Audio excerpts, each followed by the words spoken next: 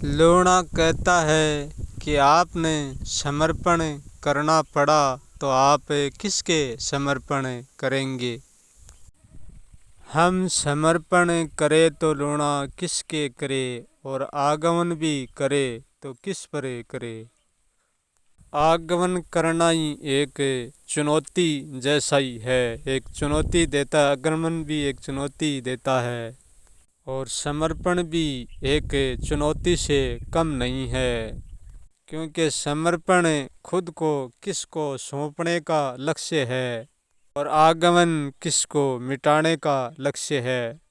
जो आगमन करता है वो क्रोधित हो जाता है, और जो समर्पण करता है वो शांत स्वभाव वाला शीतल है।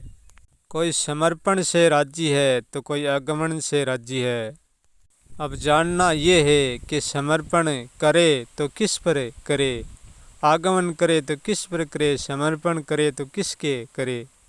क्योंकि जो भी यहाँ हम प्रकट करे, आत्मा परमात्मा सत्य जो भी प्रकट करे, हम सत्य को जानना, सत्य कहना, आत्मा परमात्मा को जानना, ये तो हमारा एक व्यवस्था है, हमारा भाव है, अभाव है।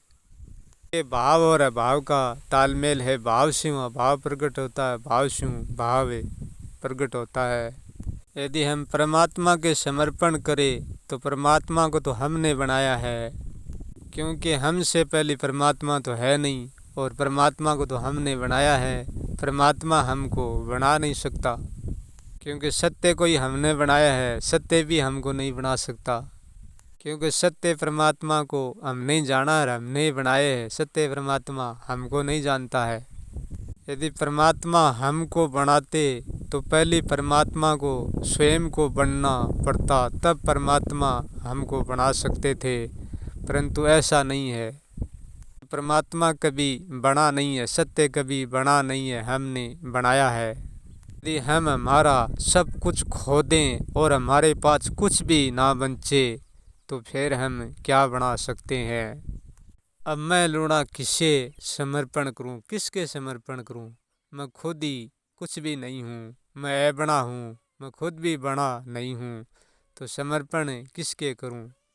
यहाँ तो समर्पण करना ही मूर्ति जैसा ही है। पहले मूर्ति बनाओ और फिर मंदिर में रखो, फिर उसके शीश झुकाओ। सही समर्पण है, पहले भाव प्रकट करो और फिर भाव में समर्पण कर दो।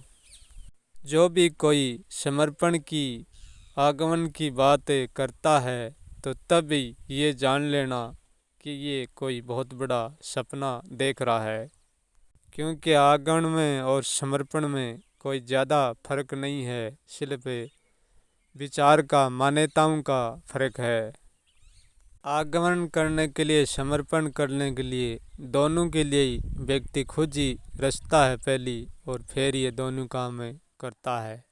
आगमन करने वाला सामने दुश्मन खड़ा कर लेता है, समर्पण करने वाला मित्र खड़ा कर लेता है सामने, क्योंकि यहाँ प्रकृति के साथ बहना है वो तो हो ही रहा है, बिना आगमन करे भी नहीं हो रहा है और समर्पण भी नहीं हो रहा है।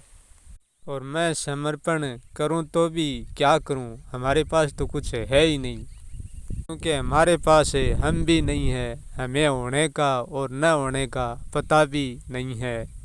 जे पता होने का है भी तो वो हमारा बनाया हुआ है, क्योंकि मैं जो भी बनाता हूँ वो मेरा तो बन जाता है, परंतु मैं उसका कभी नहीं बनता हूँ, क्योंकि मेरे खुद के होने का मेरा कोई पता नहीं है।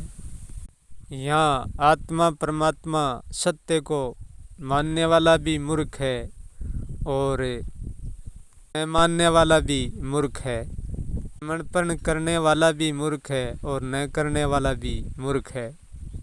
यहाँ मेरा मूर्ख से वो अर्थ नहीं है जो सारी संसार मूर्ख से अर्थ लेती है, वो अर्थ मेरा नहीं है। जो समर्पण करता है, आत्मा परमात्मा को मानता है, वो भी एक धारणा ही गढ़ता है। जो समर्पण नहीं करता है और आत्मा परमात्मा को नहीं मानता है, वो भी एक धारणा ही गढ़ता है। धारणा में कोई फर्क नहीं है, सिर्फ फर्क है तो इतना सोच का, और कुछ नहीं। मानने वालों की सोच अलग है, न मानने वालों की सोच अलग है। समर्पण करने वालों की सोच अलग है और न करने वालों की अलग है। मैं यहाँ मुँह रखने वाले को कहता हूँ, जो मुँह रखता है वही मूर्ख है, चाहे वो जीव जंतु पशु पक्षी हो चाहे प्राणी हो, क्योंकि ये सारी बातें मुँह से ही कही जाती है। क्योंकि मुँह बिना चाहे कितना ही होश क्यों ना हो कह नहीं सकता। जो मुँह नहीं रखता वो कुछ नहीं कहता। मेरा तो कोई अस्तित्व ही नहीं है, और जो अस्तित्व है वो सदा ही अपने आप में समर्पण ही रहता है। यहाँ समर्पण का अर्थ ये है कि समर्पण होने बाद में करने जैसा कुछ बचता नहीं है। यदि हम कुछ भी करें तो भी करने जैसा कुछ नहीं बचता, और यदि हम कुछ भी ना करें तो भी ना करने जैसा कुछ नहीं होता। यहाँ ये न होनी किसी की प्रार्थना से नहीं रुकती है, और ये होनी किसी के करने से नहीं होती है। ये प्रकृति ना तो कोई अपने तरीके से चलती है, ना कोई हमारे तरीके से चलती है। प्रकृति केवल चलती है, किसी के तरीके से नहीं। ऐसा ही हमारे साथ होते हैं, हम केवल चलते हैं हमारे तरीके से नहीं, किसी के तरीके से नहीं। यदि हम ये करें कि हम हमारे हिसाब से चलते हैं तो हम सपने में कह रहे हैं, क्योंकि तरीका सिर्फ तरीका है।